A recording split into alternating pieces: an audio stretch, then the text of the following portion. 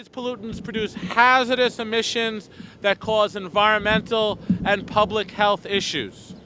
Communities with power plants have worse air quality and could be at greater risk for respiratory illnesses.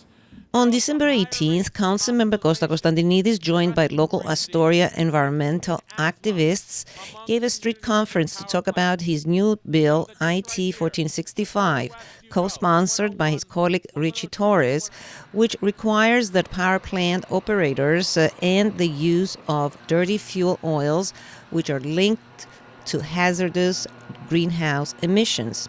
The bill, which was passed the next day in the New York City Council, mandates that power plants phase out use of the number 4 fuel oil earlier than the currently mandated deadline by following either of the two options provided in the bill.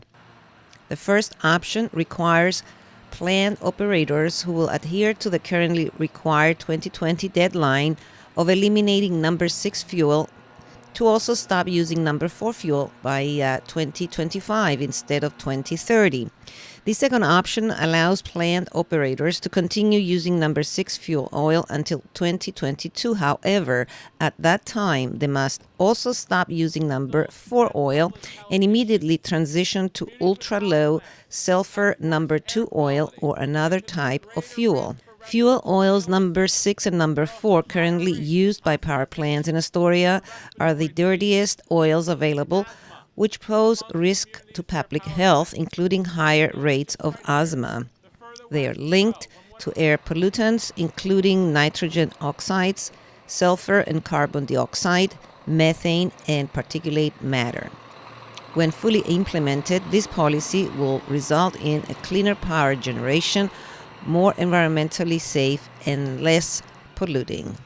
Costa, a year later, the legislation is about to pass, or did it pass? We're passing it, very soon. On the 19th, we passed legislation to finally phase out number 6 oil, number 4 oil on a quicker timeline, and that's in power generation. Yes, and that's important because those are the two oils that have the most PM 2.5, nitrous oxide, sulfur oxide, all the stuff that gets in people's lungs and causes respiratory illness and asthma. And that's something that we can't have here. We have too much in abundance here in Western Queens when you talk about our asthma rates and our ER admissions being higher than the borough average. So we're proud to finally get this legislation done. yes.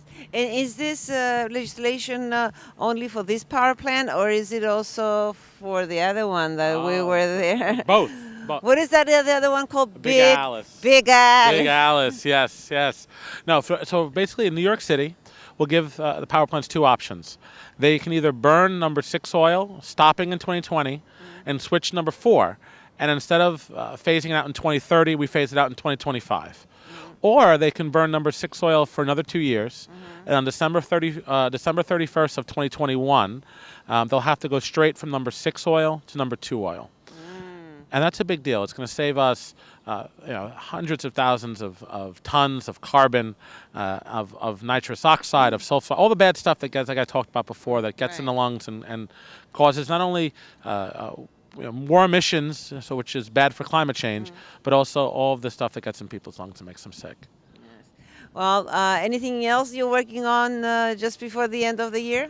Well, we're also passing legislation that's going to do a study on biofuels in our ferries to make our ferry fuel more clean. Okay. And if it shows that it's viable, I believe that it will, because you look at the city of Seattle, they use B5 ferry fuel, and it's a little bit colder in Seattle than it is here. Yeah.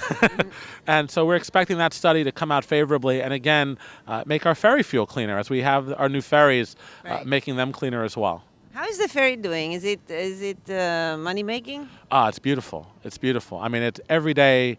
Every time I'm on it, people are waiting for it. It's a beautiful ride. I encourage everyone to try it. Maybe when it's a little bit warmer, but you go under the Queensboro Bridge. You go right by the UN. I mean, it's just breathtaking views, all for the cost of a MetroCard, and it can get you to work. Right. You can get down to Wall Street in 35 minutes from end to end. Costa, again, Merry Christmas. It's just Wonderful to work with you. It's been a great year for you, I believe, and we're looking forward to 2018. I'm very proud of the work that we've done, and I wish everyone and everyone's families a wonderful and merry, happy Merry Christmas and Happy New Year, and looking forward to a great 2018. And thank you, Elena, for all that you do as a voice of the Greek American community. AKTINA, we love you. It's been a great year for AKTINA, and I'm looking forward to many more great years with AKTINA. All the best. Thank you. Thank you. Claudia, tell me, who do you represent? Hi, my name is Claudia Guglielmo. I'm the director of the Asthma Coalition of Queens, which is a program of the American Lung Association. So tell me more about your organization, and then tell me, how do you feel about this bill that is coming out soon? So the Asthma Coalition of Queens is a state-funded asthma coalition. We work with all the residents of Queens to help them understand their asthma. We do educational efforts with providers, families, schools. We are the source in Queens for all asthma questions.